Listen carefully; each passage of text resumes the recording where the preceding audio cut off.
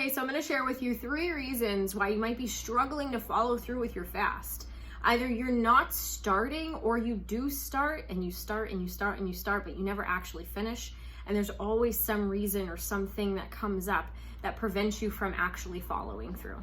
So what I want to talk to you about today is 3 possible reasons why that's happening. So let's just jump right into it. Number 1 might be that you have underlying trauma or things that you've not yet dealt with or processed that are lying beneath the surface. And there's this kind of unconscious, if you will, knowing, excuse me, or perhaps you've experienced it, that when you get still enough and when you go before the Lord for prolonged and consistent periods of time, the Holy Spirit will begin to bring things up in your heart. Unforgiveness, bitterness, anger, rage, wounds, pain, right? And these things are constantly laying beneath the surface that go untouched and often unresolved with busyness and distraction and things like that. And so you might be struggling to stick with your fast because you can sense that there's something underlying there that you're just not ready or willing to touch. Number 2 could be because you have a really poor relationship to and with food. In other words, maybe you use food as a source of comfort rather than a means to keep you alive and well. And so if food is your go-to comfort, sometimes food can become an idol. And if food is the go-to source of comfort and it's become an idol, guess who's not there in that position? God. And so instead of seeking God for our comfort, for our healing, for our safety, for our protection, we might actually be going to food. So if you've had long-standing issues where food is your source of happiness and joy and socialization, and also a way to manage stress, for example, by binge eating or sweets or whatever it may be, whatever your food of choice may be, it could be because you have a poor relationship to and with food because of those things, which means that when you go to fast, all of those things that you're using food for are going to be there, and you haven't yet learned how to turn to God with those things instead of turning to food. It may or may not even be a conscious thing, so it may be a process that's going to come up as you fast. And it might not be right in your face, rather you're just going to be met with a sense of discomfort, unease, maybe impulsivity, maybe, various means of how you might sabotage. And that could come in the form of many things. And it might seem like, something came up, or, you're just really hungry. We're human, and we're going to make a list of reasons, especially if we're not ready or willing to sit with some of those deeper rooted things. Number 3 could be that you sense on some level that your fast is going to bring about some sort of a change.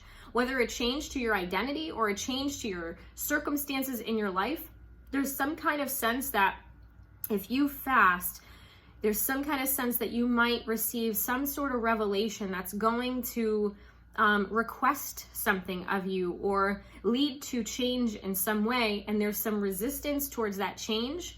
Ultimately, even the other things that I have brought up, the first 2, those are directly related to our identity. And our identity can actually be rooted in the stories we've lived by, the stories we've told ourselves of who we are, how we manage stress, and how, our relationship to and with food. These can be rooted in our identity. If those things are going to shift or change, we might on some level be resistant to it because we feel like on some level our identity might be changing. Additionally, maybe on some level you already sense or know that God is leading you in a certain direction to end a certain relationship, or move somewhere, or change a career, or stop being friends with someone, or change some major aspect of your life that you've kind of been avoiding or trying not to kind of deal with. And you have an underlying sense that the Lord is going to reveal this thing to you, and you know that, once it's revealed and once it's clear and in your face, you only have 2 options: either be obedient or don't. And so the choice then becomes to resist it rather than to face it. So these might be 3 reasons why you are struggling to maintain, stick with, or even start a fast. And so what might the solution be? The solution is going to be to trust God to pray fervently for God to help you and assist you in following through with your fast, having the utmost faith that God is going to walk you through these processes, that you can have more trust in Him and more faith in Him than you can your fears of resistance and your fears of what might come up. And also a reminder that discomfort is normal. I think ultimately that kind of might be one of the biggest barriers, is that each of these things are going to create discomfort. And sometimes we want to run from discomfort. Sometimes we hit that wall of discomfort and we're like, no. I want to go back to comfortable, even though that uncomfortable is preventing me from growing. And so I'm going to refuse to knock down that wall of discomfort. I'm going to refuse to sit in that moment or days or whatever it may be of discomfort, because it's too uncomfortable. And so ultimately just recognizing that there's a level of willpower in this. There's a level of supernatural help that can be provided through God, through the Holy Spirit, but often it takes that first action step and getting through that first layer or couple layers of discomfort on your own, really pushing through and being committed and fervent with it. It's kind of like, once we overcome what feels like that first layer of the battle, of the difficulty, of the discomfort, God often shows up in a really big kind of supernatural way to assist us and guide us and lead us through the rest. But I think it's just a real genuine recognition that there's going to be some discomfort, and it's okay to have to face that. All right.